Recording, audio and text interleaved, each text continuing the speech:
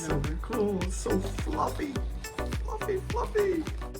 Welcome back. Today we're really excited to go over the grass leaf Hoya with you. It's quirky and cool like us, I feel. We're going to talk about her characteristics and how you can grow her in the home. And we'll also be going over some of these other Hoyas, which you have seen in our channel in the past, I'm sure. And plant care. And plant care. Thank you, Stephanie. So you all ready to dig in? Sure am. Let's grow.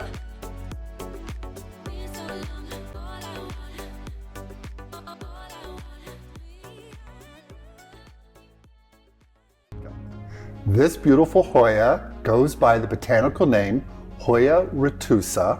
And again, like we said in the intro, she goes by the common name, the grass leaf Hoya, which is so cool.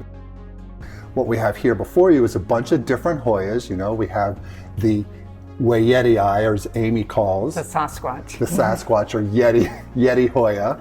And we have Cheryl. Thank you again, Cheryl, for giving me this plant. This is the variegated version. And the all-time favorite, you may remember we did the video on propagating the Curtisii. And if there's a plant that has a similar characteristic of all of these, it would be the Curtisii, in the sense that she cascades a lot. And this is such a cool houseplant because it's so different. Cascades, yes. Cascades I don't down. know what the hell. Falls Oh yeah, it's like it down. falls down like a waterfall, just Yes. cascades. Okay. Yes. So Amy has a funny name for this Hoya. She calls it the Well, the little ends of the leaves Yeah. look like little frog fingers. totally Tips does. of the It frogs. makes me think of a spider. When Okay. you see a cascade, it looks spidery. Look at Like that. this one little To bunch me, of it's leaves. Yeah, look it's so at cool this. because Look at- we'd like to know what it This looks like to like a you. spider. Are you saying that? It does. Or it looks like spider babies too. To me, it don't say looks that. weird, but I can see how it looks like a spider. But when you And drop it, it looks also grass, like falling grass, connected Yes. little tufts of grass. Such a cool plant. Now, one thing I want to mention about this plant is I bought this guy in 2020 during COVID, and there was no nurseries available. I wanted to grow one, so I got it through online, as many of us did, and it came in and it was in such bad shape. I planted her in soil and she sat there. I was like, she's not gonna make it. What I did was I got out the soil that she was grown in from the original grower, gave her a proper mix, and she still didn't really do much. She was just suffering so much. So I said, I'm just gonna do like an emergency thing here. And I took her to the sink. I washed away all the roots to see if there was any dead roots. And then I put her in leca. So actually this Hoya is grown in leca. And as you know, several of our other Hoyas, like our tricolor, you can grow these in soil or leca. And this one, she took off. She's not a fast grower, so let me mention that. I was just hoping she would survive. And then I gave her a little more light, the same type of thing, but I just put her in a leca medium. And this is it 5 years later. She was only about this big when I got her on the online ordering. And now at home, she had climbed up my blinds, the rope thing, and I'm like, oh my God, I gotta bring you in and do a video on her because she was so happy. Another thing I want to mention about her is, remember that song we did when we were young? One of these things is not like the other. One of these things just doesn't belong. This is the Thanksgiving cactus. If you look at our grass leaf Hoya, you'll see a Thanksgiving cactus taking off in there.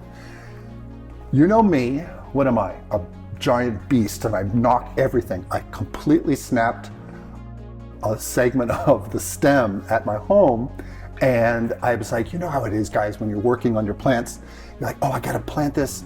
And what I did was I was near this Hoya, so I just stuck her in the leca and she's taken off.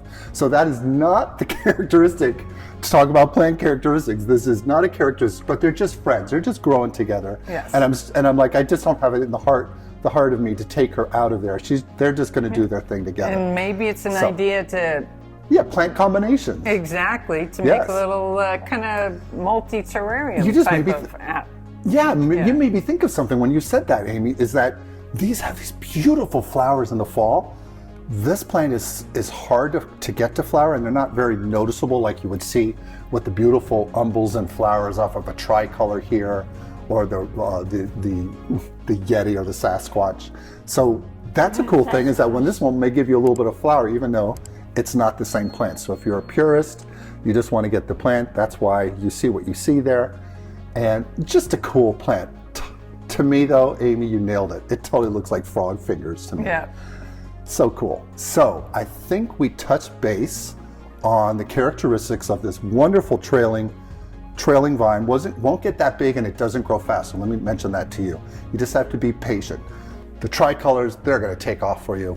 The Wayeti, I'm going to keep calling it the Yeti eye now. The Wayeti, they're medium growers. Curtisii pretty fast. So if you want to have a plant that fills out faster and you want something that cascades, right, Steph? You want to use a Curtisii, but not necessarily the Retusa, but so cool. Okay, now that we talked about that, we're going to rotate over into plant care so you can take care of this beautiful plant in your home. So let's go on to that step. Now we're on to plant care, and we're first going to talk about lighting, right, Amy? That's right. Lighting. Since this plant was typically grown in the canopy on the forest, it likes that bright indirect light. So if you have it in your window, and east facing will do well. Yes. You know, and if it's south or west facing window, make sure you pull it back a couple of feet or put a sheer curtain on there.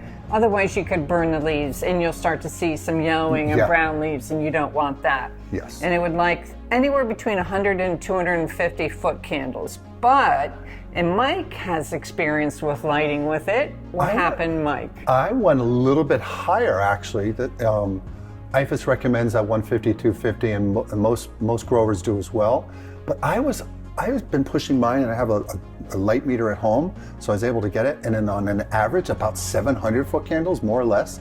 And she's done fine too. She didn't get any direct light, and that's the point Amy is making. It's very important. Yes. You don't want to do that. I have a sheer, but she kind of faces northwest, and she's responded very well. This long tendril here. Oh, Right. I was trying to make this look nice for you guys. Sorry.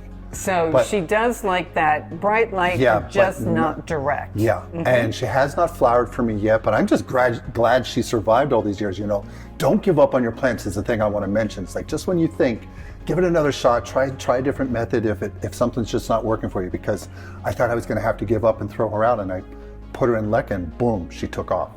So now that we covered lighting, we're going to talk about what? Soil? Soil. Hey Ray, what about soil? What do we do with soil?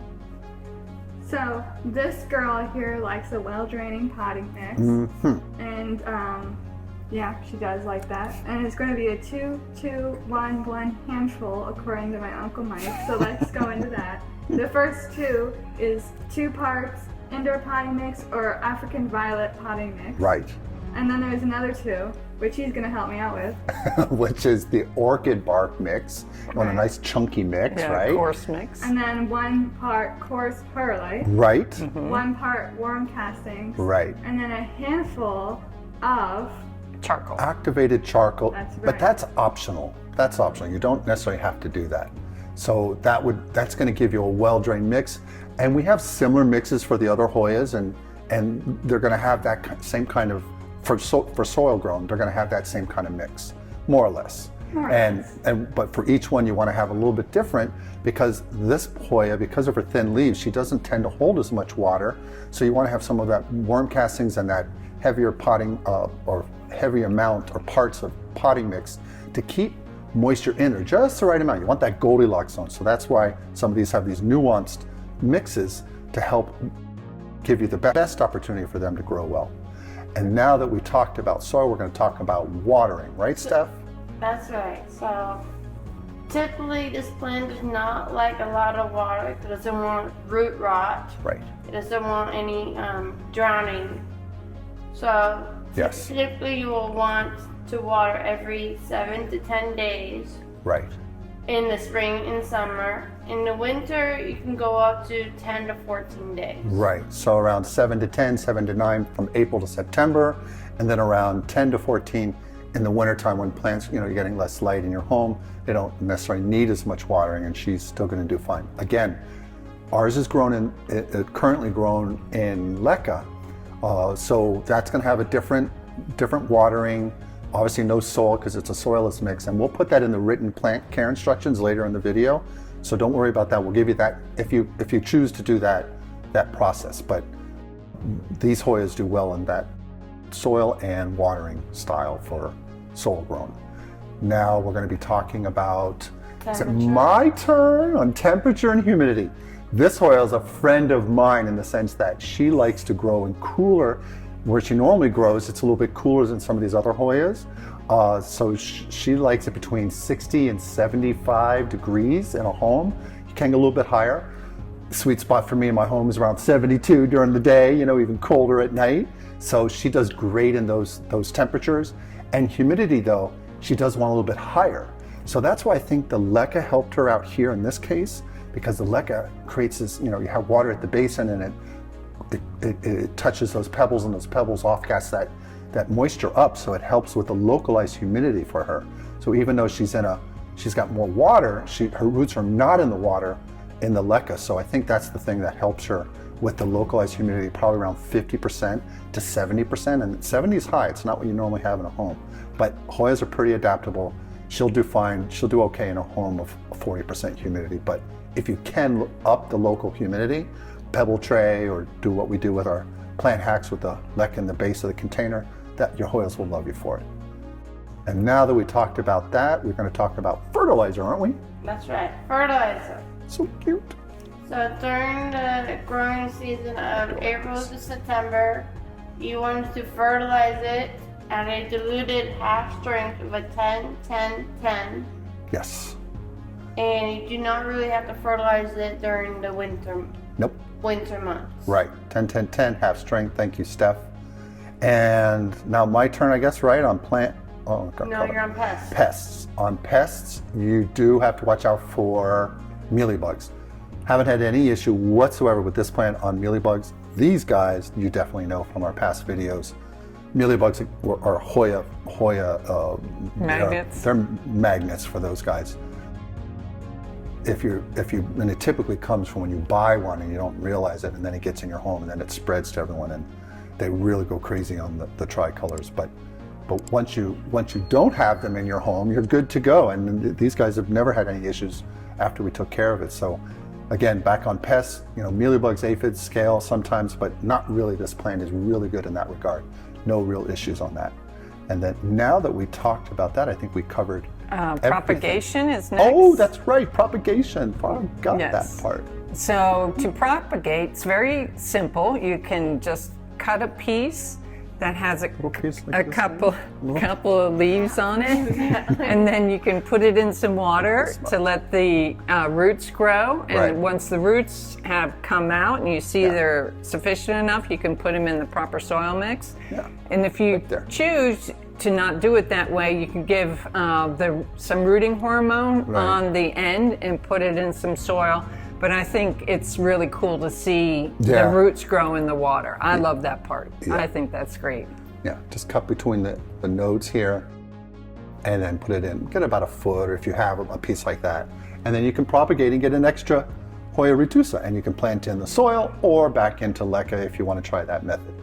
Okay, thank you for that. So now that we talked about that, we're going to go into written plant care instructions. So we summarize all that we said so you can get this, do a screenshot if you want, and then we'll come back and do a quick closing at the end. All right, let's go on to that step.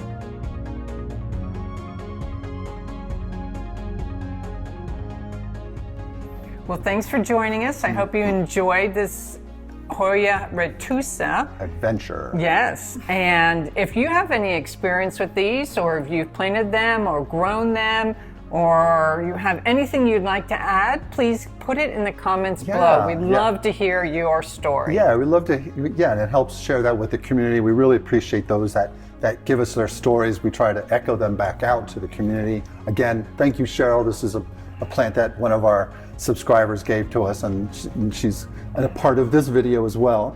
And it's such a cool plant. I mean, if you really want a cool, different vibe. Oh, by the way, before we leave, we all want to go over our personal names. It is the common name commonly sold is the grass leaf Hoya, but I'm now falling into Amy's camp of frog fingers. Frog finger Hoya, or as Rachel calls, Spider Hoya, and Stephanie calls it Rapunzel.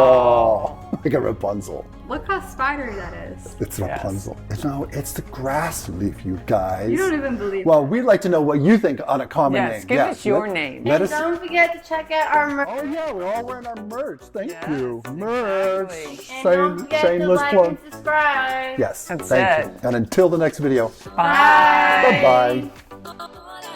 Please remember to like, subscribe, and hit the notification bell. And tell your friends and family. We post videos weekly. Thanks.